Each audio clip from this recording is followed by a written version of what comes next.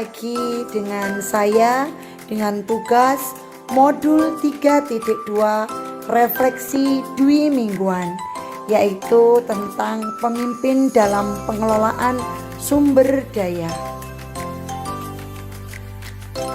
Perkenalkan, nama saya Ibu Asyatul Jalilah dari UPT SDN 48 Gresik. Saya calon guru penggerak angkatan 9. Tak lupa perkenalkan juga fasilitator saya Bapak Muhammad Janji Haryono dan Ibu pengajar praktek saya Ibu Wiwi Alfiah.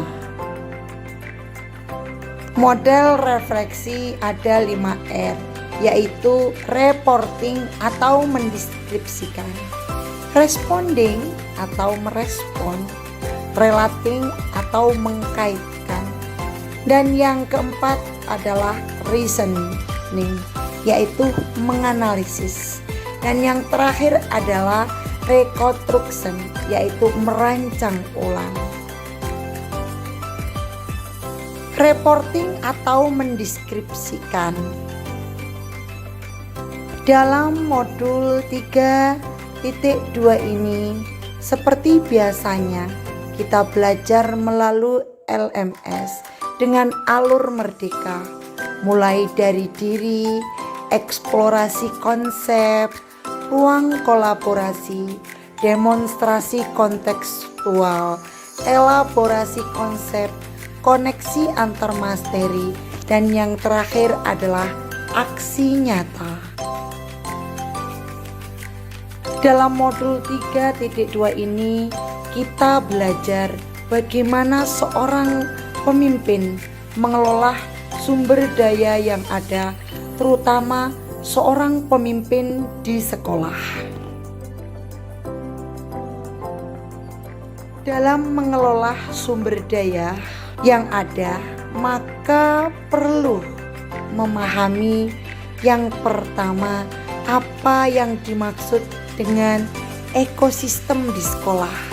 Yang kedua adalah perbedaan pendekatan berbasis masalah atau kekurangan atau deficit based approach, dan pendekatan berbasis aset atau kekuatan atau asset based approach.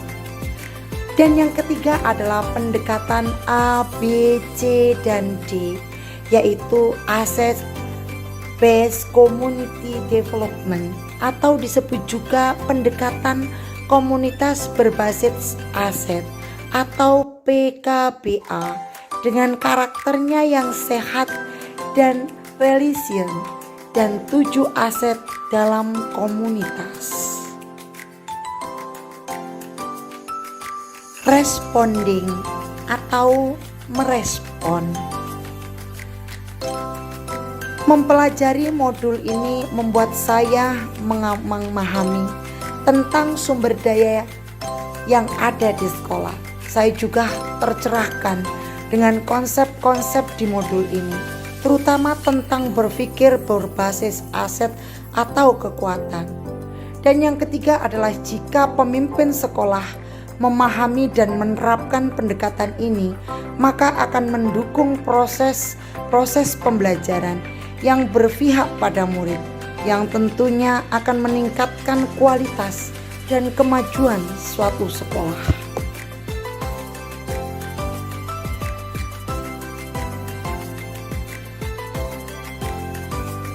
Relating atau mengaitkan. Yang pertama, sebelum mempelajari modul 3.2, selama ini saya dalam melihat kondisi sekolah cenderung melihat dari sisi kekurangan atau masalah. Paradigma ini membuat saya cenderung pesimis dalam melihat perkembangan sekolah.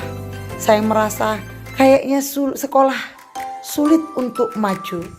Setelah mempelajari modul 3.2, saya diarahkan untuk berpikir bagaimana mengelola sumber daya dengan pendekatan berbasis aset. Yang saya rasakan sekarang adalah saya dapat berpikir positif tentang setiap kelemahan dan kekurangan yang ada dan dapat mengelolanya atau memanfaatkan sumber daya yang tersedia di sekolah, serta berusaha untuk memaksimalkan potensi sekolah. Reasoning atau menganalisis. Yang pertama adalah pendekatan berbasis aset akan memusatkan perhatian pada apa yang berjalan dengan baik, yang menjadi inspirasi, yang menjadi kelebihan atau potensi positif. Dan yang kedua adalah pendekatan berbasis set akan membuat kita memandang sekolah lebih banyak dari sisi positif yang dimiliki, sehingga kekuatan sumber daya manusia yang dimiliki dalam komunitas akan meningkat dan akan berkembang secara berkelanjutan. Misalnya sebagai contoh, jika terdapat seseorang guru yang vokal, suka mengkritik, cenderung tidak disukai oleh pemimpin, dan akan dilabel sebagai guru yang cerewet dan ribet. Guru seperti ini cenderung tidak dapat dilibatkan dalam berbagai kegiatan sekolah. Lain halnya jika pimpinan mempunyai cara berpikir berbasis aset, maka guru tersebut dikategorikan sebagai aset yang berpikir kritis.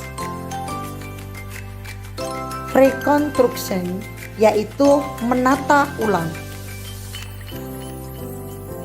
Pendekatan berbasis aset harus diterapkan untuk mengelola sumber daya, bukan berbasis kekurangan. Terdapat aset sebanyak 7 atau modal dalam pengelolaan sumber daya di sekolah. Jika dimanfaatkan maksimal, mendukung pembelajaran berbasis pada murid.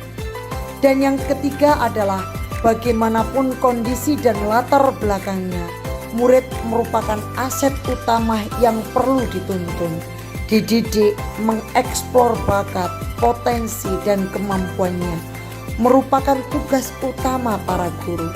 Guru juga sebagai aset utama di sekolah harus memiliki kemampuan, inovasi, dan kreativitas dalam mengelola sumber daya yang ada untuk mewujudkan pembelajaran yang berkualitas.